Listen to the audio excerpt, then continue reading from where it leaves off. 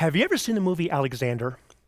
There is a scene where the massive Persian army is battling the much smaller Macedonian army commanded by Alexander the Great. Now imagine the sight as Darius commanded his archers to let loose the bows, covering the sky in a sea of black arrows over the heads of Alexander's army. Now imagine what was going through the minds of those soldiers as they were trying to shield themselves from an onslaught of those black arrows.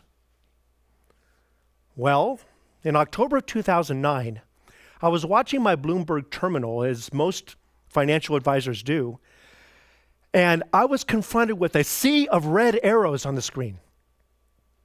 At that moment, I knew that my clients were losing a significant portion of their wealth due to the crashing market. And I sat back and I realized that I wasn't having any fun anymore. You see, as financial advisors, we are entrusted to protect and maintain the wealth our clients place with us. That day, I knew something was wrong. Our modern financial planning paradigm was broken.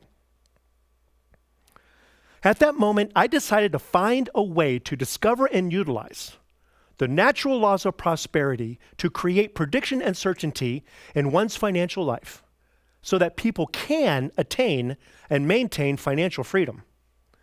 And I'm referring to the laws that are of money, of prosperity, that are just as true and observable as gravity.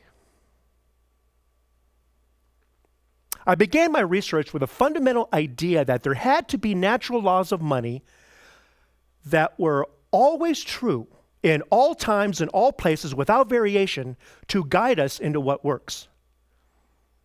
You know, ancient and modern civilizations alike all had something to say about these laws. So I started with the oldest civilization and got to work. I started with the writings of ancient Sumeria, then studied the Chinese, the Egyptians, the Romans. I studied 7 major world religions, the classical economists of Europe, the modern day financial gurus, and distilled down a list of these basic principles that were most often repeated and try to create a list of these workable laws.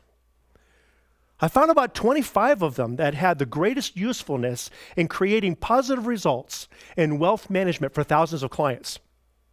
For if we applied the laws, we got improvements in financial conditions. But when we violated them, financial conditions worsened. Now this can happen for you, because if you want to have more money, stay out of debt, and protect your assets from loss, well, let's take a look at a couple of these natural laws and see how they've been carried on throughout history. The first one, pay yourself a portion of your income before any other expenses. Now, this fundamental concept is all over the ancient and modern civilizations.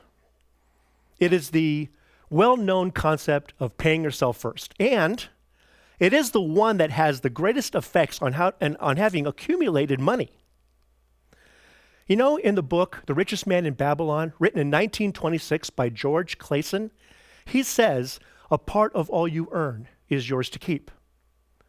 This highlights the habit of not spending all that you earn, but taking a portion of everything you do make and putting that for the future use of the most important person, and that's you. Even the ancient Romans understood this, as statesman Marcus Tullius Cicero said, saving is a good income. Now, in modern application, this means that if you're a business owner, you take a chunk of your income and put it into an account that you never spend. If you're an employee, you take a portion of your paycheck and pay it into a retirement plan before you even receive it.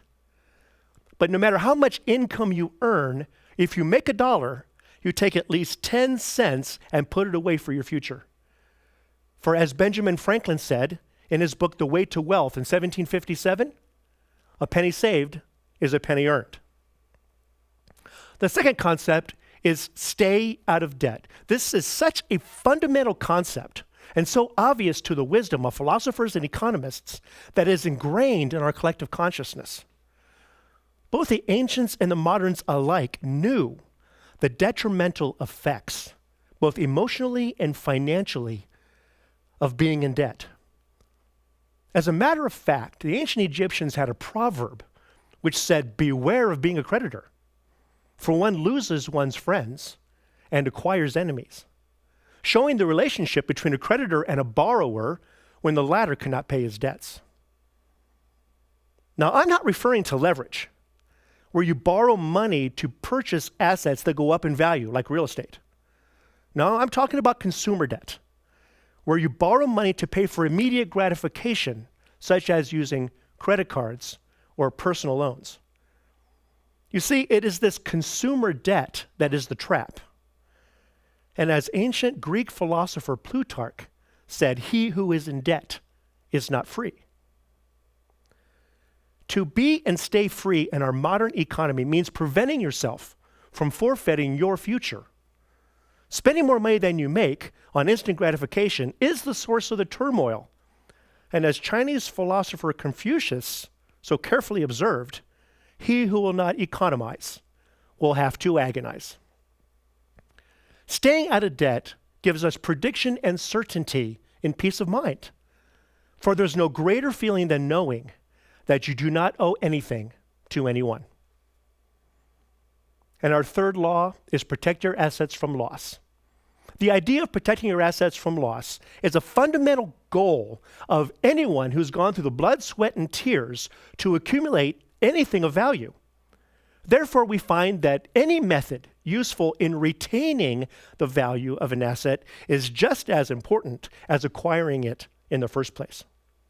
You know, the first thing that comes to mind is protecting the assets you already have. This was so well known by the ancient Greeks that there's actually an inscription from the 7 sages of Greece on the walls of the Temple of Apollo at Delphi that says, "Guard what is yours."